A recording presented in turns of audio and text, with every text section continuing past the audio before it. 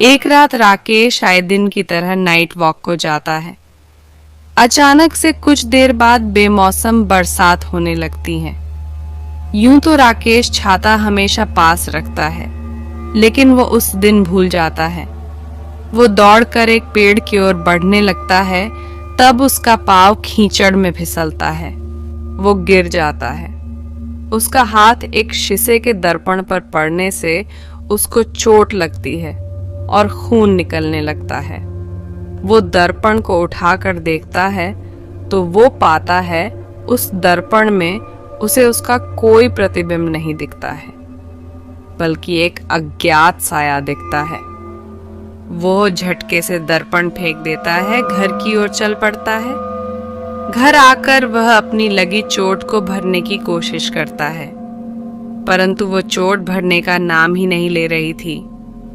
अचानक से उसके शरीर में बदलाव आने लगता है और वह एक इंसान से हैवान में रूपांतरित हो जाता है। अब वह हैवान आए दिन खुद को जीवित रखने के लिए आए दिन लोगों को मौत के घाट उतारा करता और उनका रूप ले लेता। इस तरह वह हैवान एक चेहरे अनेक कर अपने काम को अंजाम कर देता। शहर में हो रही अज्ञात मौत की दास्तां देख पुलिस विभाग में हाहाकार मच गया था। पुलिस इसकी गुत्थी सुलझाने के लिए जुट गई। एक दिन एक पुलिसकर्मी शहर में प्रसिद्ध एक बाबा विद्वान के पास जाता है और वह बाबा से शहर में हो रही अज्ञात मौत के वारदात का जिक्र करता है। बाबा कहता है, यह वारदात की दास्तां की कड़ी सदियों पहले इसी शहर से जुड़ी है। तब यह शहर एक गांव हुआ करता था। उस गांव का नाम रजकपुर हुआ करता था। वहां खेबड़ एक जादूगर रहा करता था। वह गांव में खूब नामचीन था अपने जादू के कारनामों से। उसको अपने जादू को जीवित रखने के लिए अपने भीतर के हैवान को हर रात एक युवक की खून की बलि देनी पड़ती थी। अगर उसने ऐसा नहीं करता तो उसे हैवान अमावस्या की रात्रि मौत के घाट उतार देता। इसी भय के चलते वह हर रात बलि देता था। एक रात वह प्रतिदिन की तरह अपने काम को अंजाम देने के लिए निकल ही रहा था।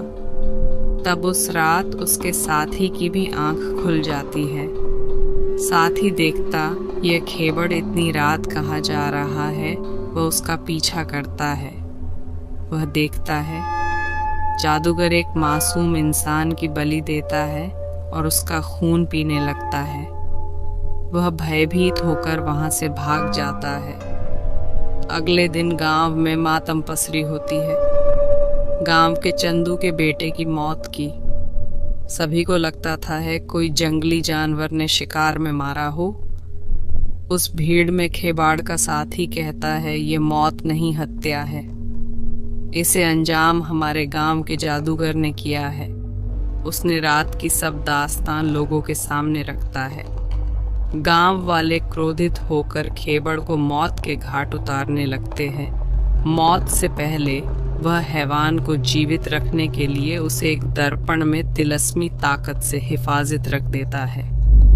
आज जो शहर में हो रही वारदात उसी कड़ी से जुड़ी है।